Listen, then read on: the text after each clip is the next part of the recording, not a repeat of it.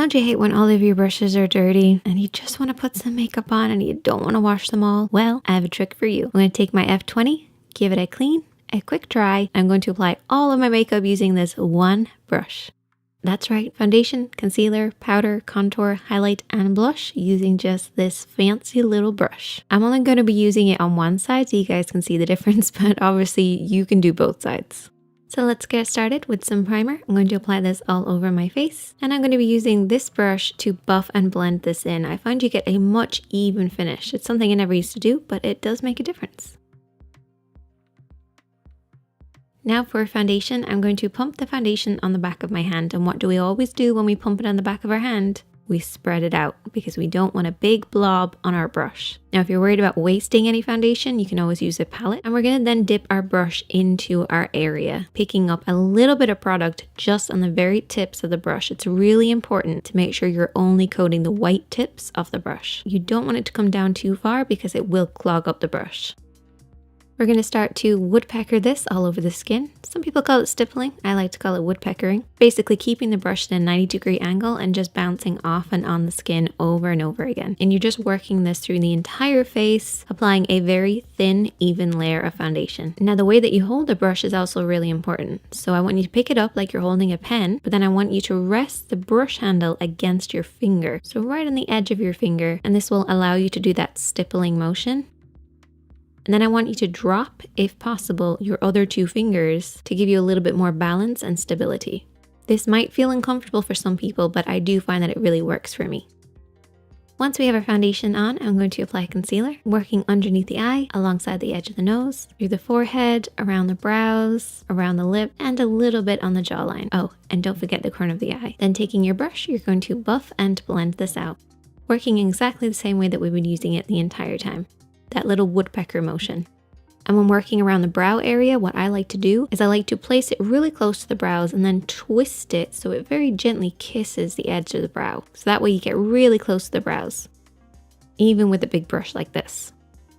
Now our concealer is blended, it's time to move on to powder. Now because we've been applying liquid with this brush, it is going to feel a little bit damp, and this may cause your powder to kind of stick to certain areas, look a little bit uneven. So what I want you guys to do is to take a cotton pad or a tissue and just remove any excess moisture that might be on the brush. And it actually makes such a massive difference if you can see the before and after. The brush is now a little fuller, it's going to pick up the product and it's not going to be as damp. But we don't want to dip the brush directly into our palettes. You may have a residue of liquids and oils that were on your skin, and you don't really want to put them and collect them in your pressed powder. So another way to do it is to take a cotton pad or a powder puff, pick up the product on that, and then use that to pick it up onto the brush. Just a little bit more hygienic way to apply your powders. And then we're basically going to buff this all over the skin. Don't apply as much pressure as you have been applying, and set all of that concealer and powder in place. Now that everything's set in place, we can then go ahead and apply our highlighter, brush, and bronzer. And you're probably wondering how we're actually going to manage to do this without disturbing our blush or disturbing our contour using the same brush. Is it possible? Yes, it is. What you're going to do is you're going to coat one side of the brush in your highlight and one side in your contour. So roll one side of your brush into your highlight, only coating a small area just on one side. And then just apply this the same way as you would any type of highlighter. Very lightly sweeping across the cheekbone. Try not to rub against the skin. Instead, I want you to very lightly kiss it, working in the direction of the brush bristles, so as not to damage or disturb the bristles. And you can use this to apply your highlighter on pretty much any area of the skin. Now for contour, you want to use the other side of the brush, so directly across from where you use the highlighter. And using the top of the ear and the corner of your mouth as your guide, you're going to work in this hollow area. And you can come at it from above or below. So if you're coming at it from above, you're just basically going to roll this across the hollow of the cheek. But if that feels a little uncomfortable, you can always come at it from underneath as well. And at this point, I realized that I'd picked up the wrong contour shade and it was a little yellow and too dark for me. Then you want to use the flat side of the brush to buff and blend this in, sweeping slightly upwards as you do so. And I don't know if you've noticed, but I'm actually holding the brush slightly further down on the handle. This will just soften the pressure.